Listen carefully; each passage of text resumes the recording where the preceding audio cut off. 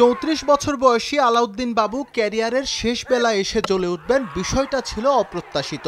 6টি ফ্র্যাঞ্চাইজির হয়ে বিপিএল খেলা এই পেসার 28 ম্যাচে যেখানে শিকার করেছেন মাত্র 16 উইকেট, সেখানে এনসিএল এ 9 ম্যাচেই তার 19। তারপরও আসন্ন বিপিএল এ তাকে ঘিরে আগ্রহ দেখায়নি কোনো দল।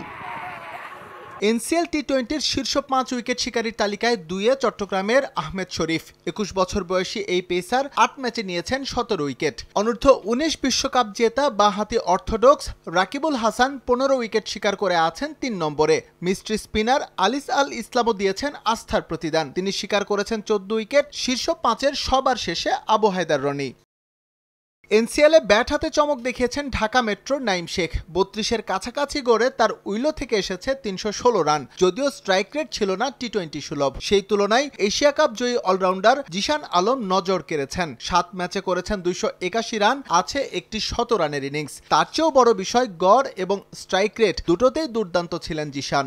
অর্ধেক পাউডারে দ্বিগুণ উজ্জ্বলতা, নতুন রিন অ্যাডভান্সড অর্ধেক পাউডারে দ্বিগুণ উজ্জ্বলতা।